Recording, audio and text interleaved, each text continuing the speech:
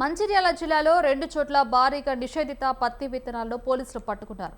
భీమారంలోని ఓ ఇంట్లో అక్రమంగా నిల్వ ఉంచిన 9,48,000 విలువైన 316 కేజీల నకిలీ పత్తి విత్తనాలను పట్టుకోగా, మరో చోట చెన్నూరులో తనిఖీలు చేసి 70 కేజీల నకిలీ పత్తి విత్తనాలను పట్టుకున్నారు. కొంతకాలంగా భీమారం, చెన్నూరు మండలాల్లో భారీగా నకిలీ HT-BT3 పత్తి విత్తనాల రవాణా జరుగుతుందని సమాచారం అందడంతో పోలీసులు తనిఖీలు నిర్వహించారు.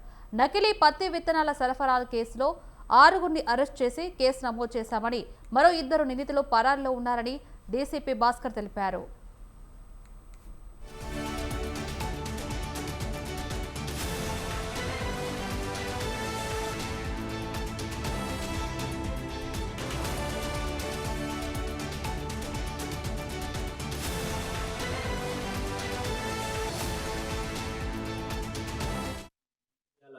జిల్లా పరిధిలో ఉన్న భీమారం పోలీస్ స్టేషన్లో పరిధిలో ఉన్న ఇప్పలబొగుడకు చెందిన పెనుకుల రవి అతన్ని అరెస్ట్ చేయడం జరిగింది.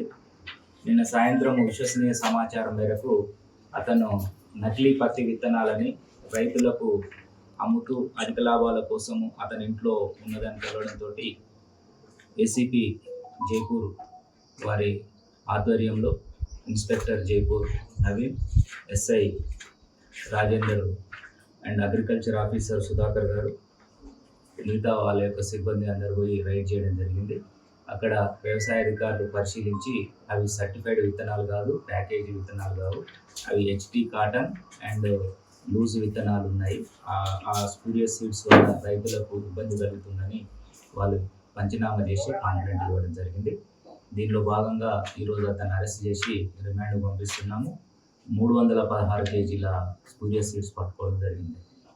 ఇతను ముఖ్యంగా ప్రకాశం జిల్లా సంబంధించిన సుబ్బారావు అనే వ్యక్తి ద్వారా అక్కడి నుంచి ఇతనికి తీసుకోవడం రావడం జరుగుతుంది. ఇంకొక సుబ్బారావు అనే అతను ఉన్నాడు. అతను ఈ ఇద్దరు సుబ్బారావులతోటి కోఆర్డినేషన్ తోటి ఈ రవికి తీసుకొస్తే రవి ఇక్కడ లోకల్ ఏజెంట్స్ని పెట్టుకొని రైతులకు అమ్ముతున్నారు.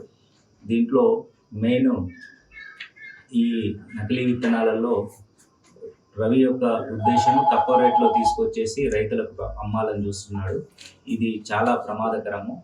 ఎందుకంటే నకిలీ పత్తి విత్తనాలు అనేటివి మనము రైతులు వాడినట్లయితే పంట